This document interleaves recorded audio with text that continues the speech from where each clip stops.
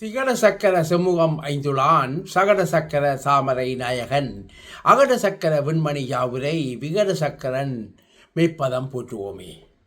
நவக்கிரகங்களின் தந்தையான பிள்ளையாரை வணங்கியும் எனது குலதெய்வமான அகிலாண்ட நாயகி வராகி அம்மனின் அருளோடும் இன்றைய நிகழ்ச்சிக்குள் போவோம். வணக்கம் இனியவர்களே, உங்கள் ஜோதிடர் கண்ணன் பேசுகிறேன். வணக்கம் சரிநேகளே, இன்று நான் எடுத்துக்கொண்ட விடயம் வக்ர சனி பயிற்சி பற்றிய விடயம். 13/7/2025 கோசார சனி பகவான் தனது சொந்த நட்சத்திரமாகிய உத்திரட்டாதி நட்சத்திரம் 2ஆம் பாதத்தில் நியூசிலாந்து நேரம் சரியாக பிற்பகல் 3:36 மீன ராசியில் கிட்டத்தட்ட 4.5 மாதங்கள், அதாவது 138 நாட்கள் வக்கிரகதியில் பயணிக்கிறார். பின்னர் 28/11/2025 குருவினது நட்சத்திரமான பூரட்டாதி 4ஆம் பாதத்தில் நியூசிலாந்து நேரம் சரியாக பிற்பகல் 4:21 இதே மீனராசியில் வக்ர நிவர்த்தியும் அடைகின்றார். அன்பர்களே, இதே வேளை 3/10/2025 முதல் கோசார சனி பகவான் குருவினது நட்சத்திரமான பூரட்டாதி 4ஆம் பாதத்தில் இருந்தே வக்ரகதியில் பயணிப்பார் என்பதும் இங்கே நோக்கத்தக்கதாகும். கும்பராசி அன்பர்களே, உங்கள் கும்ப ராசிக்கு ராசி அதிபதியும் அடுத்து விரயஸ்தானாதிபதியாகவும் வருகின்ற சனி பகவான் தனம், குடும்பம், வாக்குஸ்தானமாகிய 2வது வீட்டில்தான் வக்ரகதி அடைகின்றார்.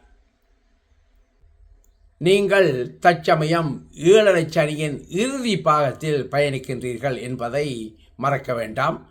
அதே சமயம் கோசார சனி பகவான் நேர்கதியில் இதுவரை பயணிக்கும் போது எத்தகைய பலன்களை கொடுத்தாரோ அவற்றுக்கெல்லாம் நேர் எதிர்மறையான பலன்களை இந்த வக்ர சனியின் 4.5 மாத காலத்தில் கொடுக்க இருக்கின்றார்.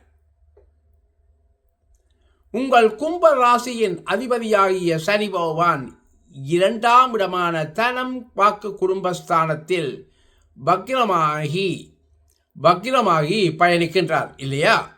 அதனால் இதுவரை பொருளாதார ரீதியாக உங்களுக்கு இருந்து வந்த சகல பிரச்சனைகளையும் சரி செய்வதற்கான சூழ்நிலையை இந்த வக்ர சனிவான் உங்களுக்கு உருவாக்கி தர இருக்கின்றார்.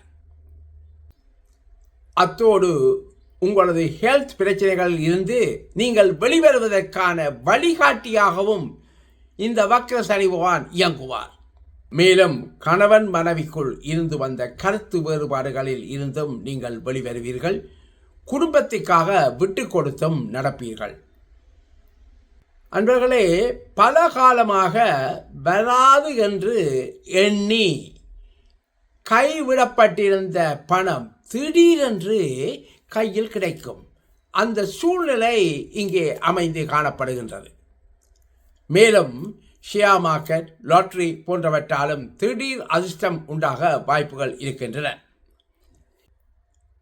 அன்பர்களே, இதே சமயம் உங்கள் கும்ப ராசிக்கு 11வது வீட்டை, அதாவது லாபஸ்தானத்தை வக்ர சனி பகவானும் குருவும் ஒரு சேர பார்வை செய்வதனால் உங்கள் எண்ணங்கள், அபிலாசைகள் பூர்த்தியாகுவதில் எந்த தடையும் ஏற்பட மாட்டாது. பொதுவாகவே அன்பர்களே, 11வது வீட்டில் பாவரோ சுபரோ இருந்தாலும் அல்லது பார்த்தாலும் கூட நற்பலன்களே நடக்கும் என்பது ஜோதிட விதியாகும். ஆனால் இங்கே பாவக்கிரகமாகிய சனி பகவான் வக்கிரமாகி பார்வை செய்யும் போது நற்பலன்களைத்தான் செய்யும். அதனால் உங்கள் பொருளாதாரத்தில் கூட வளர்ச்சியை நீங்கள் பார்க்கக்கூடியதாக இருக்கும். மேலும் உங்களது மூத்த உடன்பிறப்பு மற்றும் நண்பர்களாலும் உதவிகள் கிடைக்கப்பெறுவீர்கள். அன்பர்களே, முக்கியமாக உங்கள் சுய ஜாதகத்தில் சனி பகவான் வக்ரகதியில் இருப்பின் அல்லது மீன ராசியில் சூரியன், சந்திரன் தவிர்ந்த ஏனைய பிற கிரகங்களில் ஏதாவது ஒரு கிரகம் இதே மீன ராசியில் வக்ரகதியில் பயணிப்பின் உங்களுக்கான நற்பலன்களின் அளவு கூடுதலாகவும் வேகமாகவும் கிடைக்கும். சரி நேயர்களே, கும்பராசிக்கான வக்ர சனியின் பொது பலன்கள் கேட்டீர்கள்.